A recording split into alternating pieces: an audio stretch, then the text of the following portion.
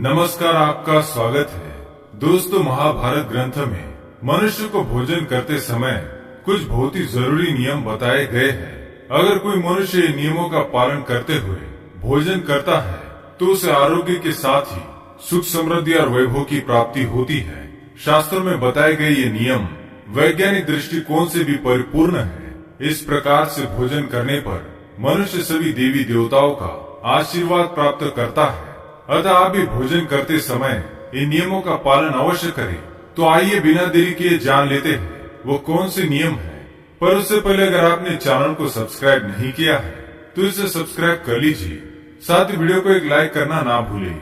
सबसे पहली बात, भोजन करने से पहले 5 अंग, 2 हाथ, 2 पैर और मुख, इनको अच्छी तरह से धोकर ही भोजन करना चाहिए।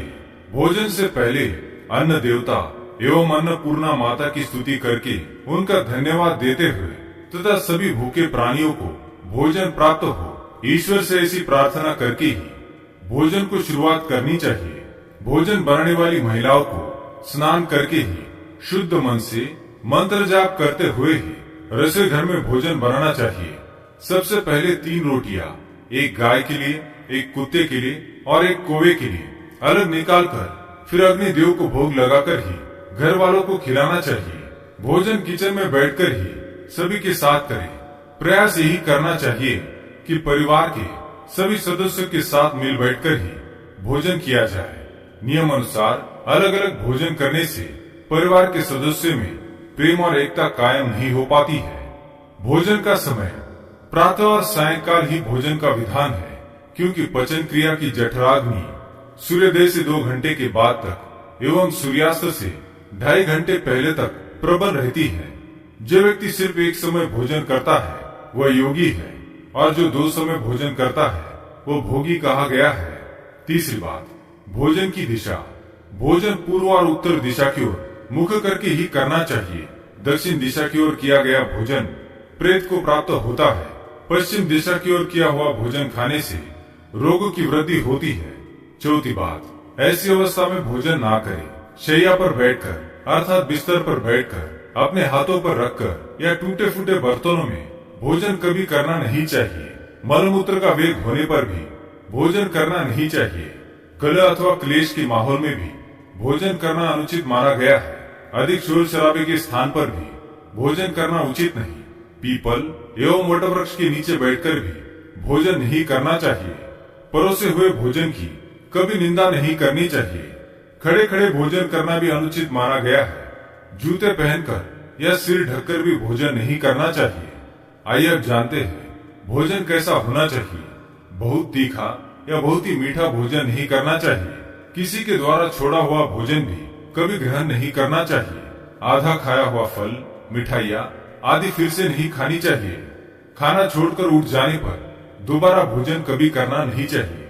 जो कोई भी ढिंडोरा पीटकर खिला रहा हो वहां पर जाकर कभी भोजन नहीं करना चाहिए। पशु या कुत्ते के द्वारा छुआ हुआ भोजन कभी करना नहीं चाहिए। रजस वाला स्त्री के द्वारा परोसा गया भोजन भी करना अनुचित है। श्राद्ध का निकाला हुआ, बासी या मुंह से फूंक मारकर ठंडा किया गया भोजन भी करना अनुचित है।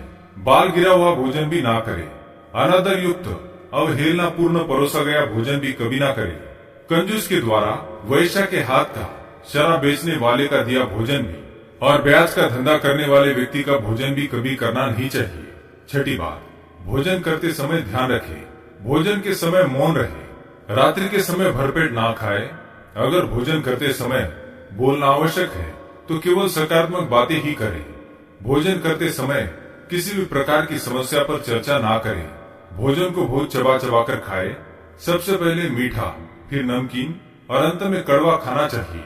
थोड़ा सा भोजन करने वाले को आरोग्य, आयु, बल, सुख, सुंदर संतान और सौंदर्य प्राप्त होता है। सातवीं बात, भोजन के पश्चात क्या नहीं करना चाहिए। भोजन के तुरंत बाद पानी या चाय नहीं पीना चाहिए। भोजन के पश्चात घुड़सवारी, दौड़ना, बैठना, शौच आदि प्रकार के कार्य नहीं करने चाहिए। भोजन के बाद क्या करें। भोजन के पश्चात दिन में भोजन करने के पश्चात टहलना चाहिए और रात्रि के समय 100 कदम टहलकर बाईं करवट में लेटना अथवा वज्रासन में बैठने से भोजन का पचन अच्छे से होता है। भोजन के 1 घंटे के बाद मीठा दूध एवं फल खाने से भोजन का पचन अच्छी तरह से होता है। भीष्म पितामह ने अर्जुन को दिए महत्वपूर्ण संदेशों में कहा गया है कि जिस थाली को किसी का पैर लग जाए उस थाली का त्याग करना चाहिए। ऐसी थाली विष्ठा के समान त्याज्य होती है। भीष्म पितामह कहते हैं कि भोजन के दौरान थाली में बाल आने पर उसे वहीं पर छोड़ देना चाहिए। बाल आने के बाद भी खाए जाने वाले भोजन से दरिद्रता का सामना करना पड़ सकता है। भोजन पूर्व जिस थाली को कोई लांग कर गया हो ऐसे भोजन को भी कभी ग्रहण नहीं करना चाहिए। इसे कीचड़ के समान छोड़ देने वाला समझना चाहिए। भीष्म पितामह ने अर्जुन को बताया कि एक ही थाली में भाई भाई भोजन करे तो वो अमृत के समान हो जाती है। ऐसे भोजन से धन धान्य, स्वास्थ्य और लक्ष्मी की वृद्धि होती है। भीष्म पितामह के अनुसार पति पत्नी को एक ही थाली में भोजन करने को निषिद्ध माना गया है।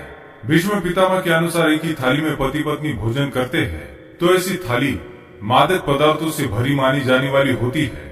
पत्नी को पति के भोजन के उपरांत ही भोजन करना चाहिए। इससे घर में सुख समृद्धि बढ़ती है। तो दोस्तों, ये तो महत्वपूर्ण बातें जो महाभारत में बताई गई है। अगर ये जानकारी आपको पसंद आई तो वीडियो को लाइक करें, कमेंट पूर्ण अवश्य लिखें, साथ ही चैनल को सब्सक्राइब करें ताकि आप ऐसे आध्यात्मिक जानकारी वाले वीडियो देख सकें।